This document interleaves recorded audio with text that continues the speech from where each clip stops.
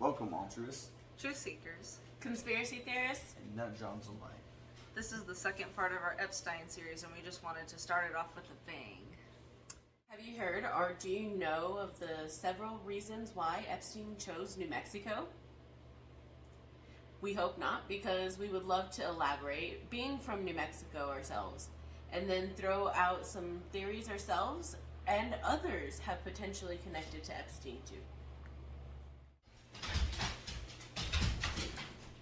Excuse our zoo going on over there. We got two big old dogs and cats, and they're all playing together. Okay, let's begin with Zorro Ranch, Epstein's 8,000-acre, $28 million ranch. His ranch is about 30 miles from Santa Fe, the state capital, and includes a 30,000-square-foot mansion, a private airstrip, a log cabin, outbuildings, several other homes, and a yurt. Several facts important to remember. New Mexico never required Epstein to register as a sex offender. Epstein invested in theoretical physics, eugenics, and cryogenics, and those are needs that New Mexico met very nicely for him. And Epstein was also interested in the Trinity site, which was 111 miles from Zorro Ranch, and where Gadget, an atomic bomb, was detonated in 1945.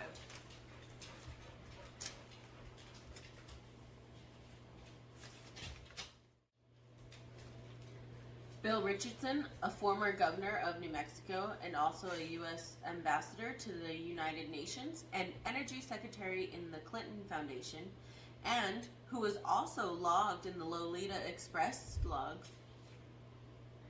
lived in Santa Fe, about 23 miles from Zorro Ranch.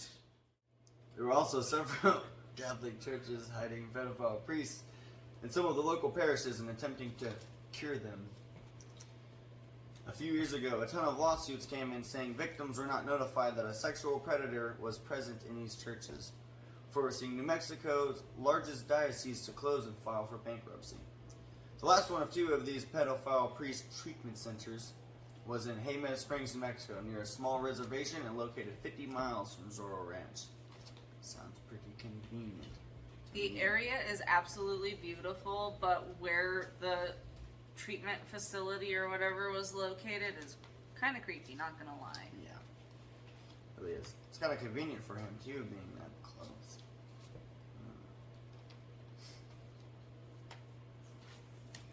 80 miles from Zorro Ranch is Trementina Base, a vaulted bunker owned by the Church of Spiritual Technology, an elite order in Scientology that maintains L. Ron Hubbard's body and his words through a pretty intense archival system.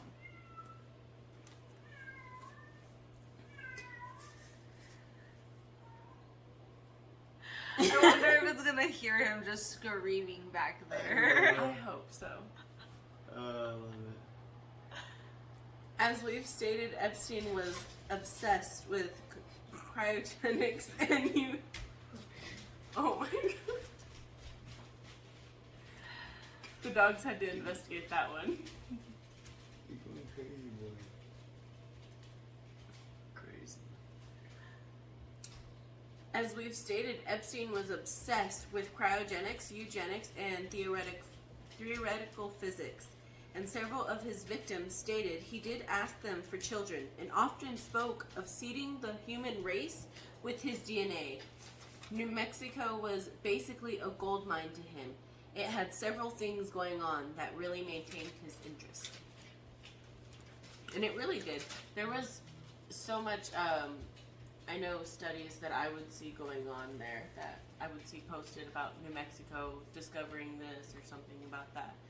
He was Going really on interested in in the Santa Mexico. Fe Institute. He donated to the Santa Fe Institute a lot. Yep.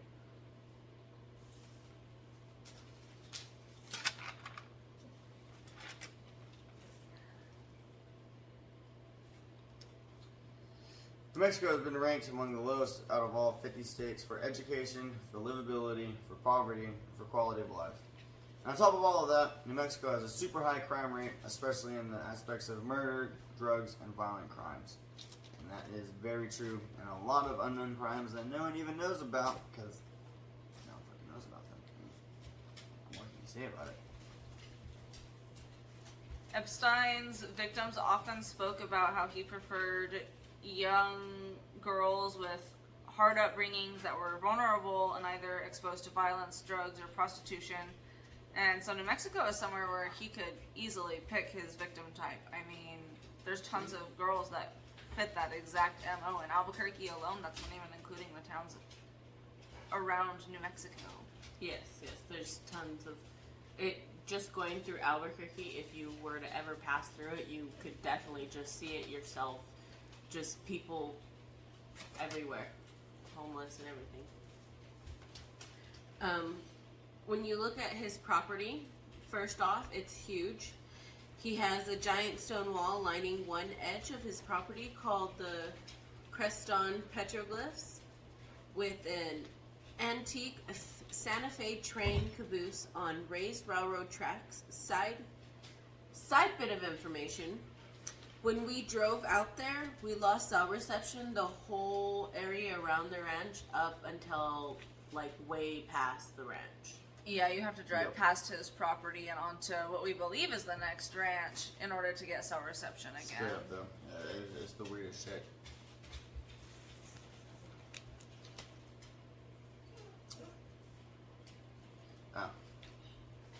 Epstein at one point applied for a permit to build a private grass strip one way on the land that he was leasing out.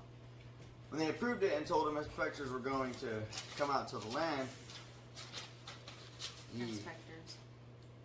Yeah, say inspectors, isn't it? I swear I heard prospectors. Well, if I did say prospectors, I meant inspectors. Prospectors. As soon as they came out, he found out that they were going to come out, and he withdrew his request and decided to build it on the land he owned outright instead. Just so I didn't work from New Mexico, and of course everyone has their own experiences, but a lot of people are raised with the mentality of you didn't see anything and you don't say anything. It's usually a pretty safe bet that people on the land of enchantment would rather handle things themselves than involve the police. That's true. Think of New Mexico as a hive, and this one, sick little cell in an entire hive of secrets. We hope at this point that you have a more in-depth understanding on why Epstein chose New Mexico, and that our research experiences and input have enlightened you on why Epstein was so invested in New Mexico. We ended our last video asking you if Epstein was toting these underage children around so publicly, and if these lawyers, politicians, news anchors, and business owners knew of or were involved in this, what were they doing behind closed doors? Why did they make such a fake, awful cover story about his suicide, and what were they trying to conceal? Would you put murder past them? So, ourselves and several others definitely don't believe it's out of the realm of possibility. In fact, if you're local to New Mexico or familiar with it at all, you probably are familiar with the West Mesa Murders that took place near Albuquerque from 2003 to 2005. Although they weren't first recovered until 2009 by a hiker and her dog. The murders included 11 women and a fetus of one of the women who was pregnant.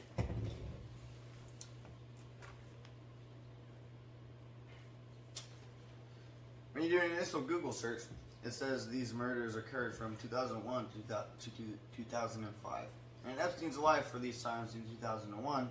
Bill Clinton was getting removed from office from his Monica Lewinsky scandal, and in 2005, later in the year, in early 2006, he was getting investigated for a sexual assault on minors.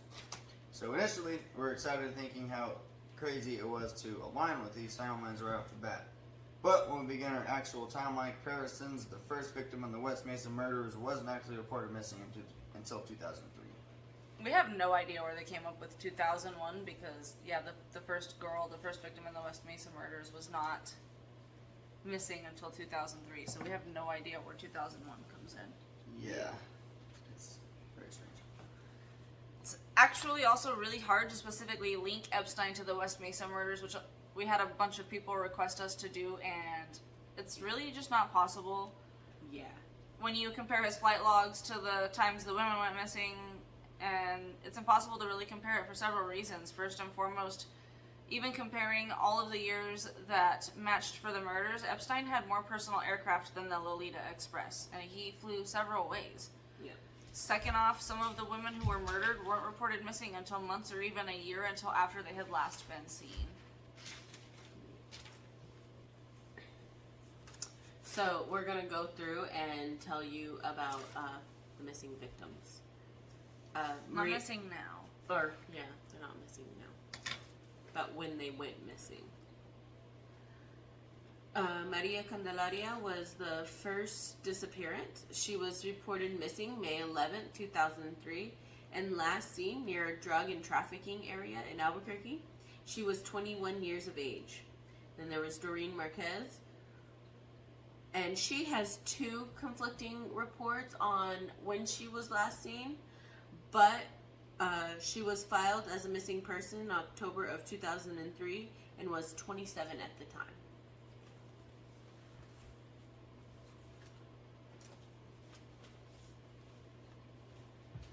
Victoria Chavez was last seen in early 2004 but wasn't reported missing until March of 2005. She hadn't been seen for over a year already when the report got officially filed. She was 26 at the time. It's crazy. Whole year. I just don't understand how that happens, I guess.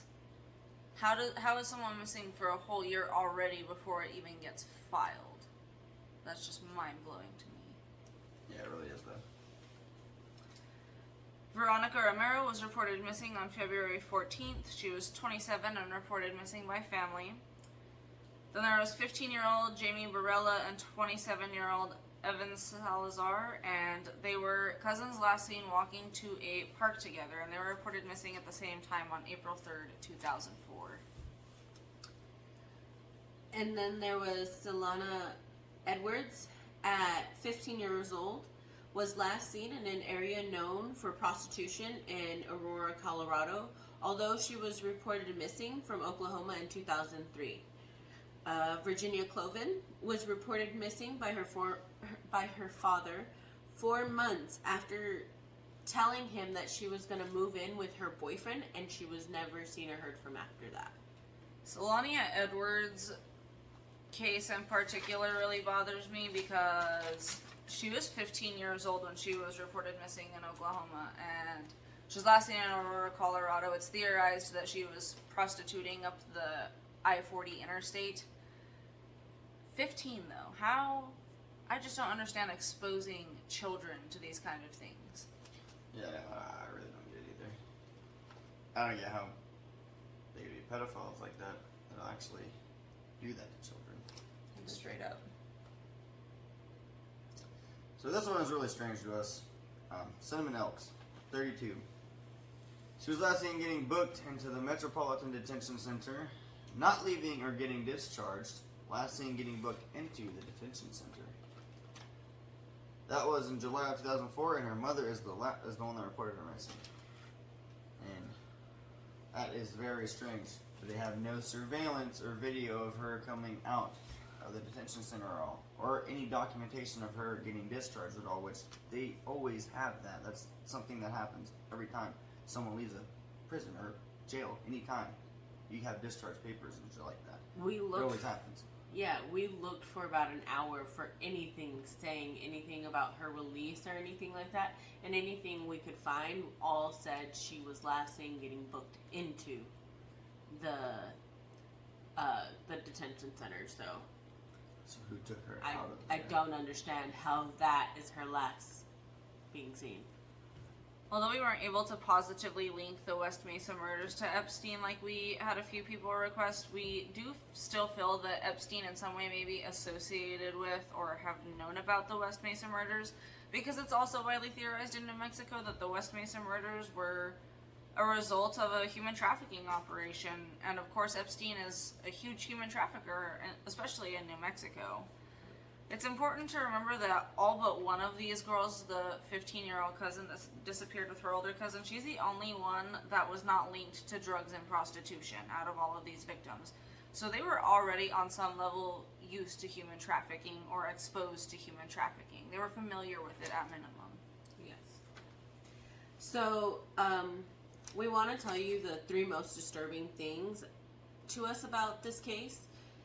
Is first and foremost, Michelle Valdez was 4 months pregnant when she was murdered. Second, that there has still been no arrest for the murders. There have been suspects, but even then, it's not even concrete evidence against any of the suspects. And finally, the West Mesa Memorial site is primarily about the dog and the owner who initially found the first set of remains, instead of honoring the 12 lives lost in that small 100-meter square. Like, I understand absolutely being grateful to the woman who found them, but there's literally just like headstones throughout this memorial, and it's really sad because you don't know anything about these girls. Like, I doesn't tell you anything about them either. it doesn't tell you that most of them had kids that they left behind, or that they were caretakers, or anything about them at all. No. Even though we couldn't positively correlate Jeffrey Epstein to the murder specifically, we absolutely don't believe that he didn't either have some knowledge or participate in these murders via his human trafficking operations. It's so apparent that his sexual assaults and rapes have continuously been swept under the rug and lied about time and time again. For those of you who are going to say, oh no, he only liked kids, he had victims up to the age of 26 and 22. Ghislaine Maxwell and Epstein were raping and sexually assaulting 25-year-old women just the same as they were 12 and 13-year-old children. So, it wasn't just kids. The theme of our last video was essentially, was Epstein's suicide an awful attempt to lie to the general public, and was it to conceal something? What were they trying to hide with it is basically the question of the last video. And the theme of this video was basically, was Epstein or his human trafficking operation linked to the West Mesa murders, or any murders that pertain to human trafficking all across the U.S.? I mean, how far did his reach go? He was obviously deeply invested in 3 specific states, but how far did his reach go? Exactly. So, we've been doing hours upon hours of research, and we have not even scratched the surface of these deep, dark cover-ups and lies. New Mexico failed the victims of the West Mesa murders. New Mexico failed in ever having Epstein register as a sex offender. New Mexico consistently fails victims of sexual assault because of the lax laws on these offenders. One of the biggest failures of New Mexico was not launching an investigation into Epstein, even though during his 2008 trial, he had victims stating he was regularly flying them to Zorro Ranch. And this was during his Palm Beach trials in 2008, whenever he was first originally being investigated. Not even the one where he killed himself.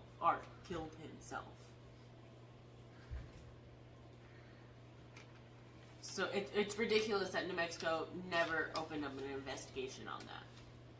Yep, that's kind of New Mexico for you, though. They've been helping out. Or even filed charges for it or anything like that.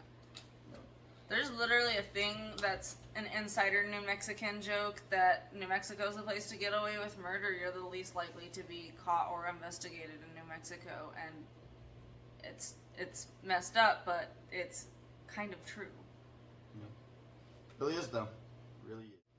The human trafficking industry globally is worth around $150 billion a year. And here, New Mexico is failing to pass laws to make harsher punishments on human traffickers, even as recently as fall of 2020, when victim advocates proposed new laws. Judges in New Mexico also consistently release violent and sexual-based offenders with no thought to the victims or if the perpetrators have been rehabilitated at all. If you guys are wanting to get involved and do something and be a part of the change that needs to happen in New Mexico, you can totally write your local judges and courthouse, you can start petitions, you can peacefully protest, you can write some emails and make some calls to your state representative, you can make some educational posters, or just do something to bring awareness to the issues at hand, because that's where it starts. So many people are unaware of these issues, and that's why nothing gets done about them. And a lot of the judges allow it too, so that's really a big problem. They release a lot of offenders and it's okay. The Victoria Martins case, if you're familiar with it, is a perfect example. Fabian Gonzalez is walking free with his children right now. Yep. All right, so that's all we. Let's try that again. That's all we have for this part of the series, guys. Thanks for staying tuned. Stay kind, stay educated, stay questioning everything. Hope to see you next time. Please share with your conspiracy theorist and nut job friends, and like and subscribe to the video if you're feeling generous. Like this.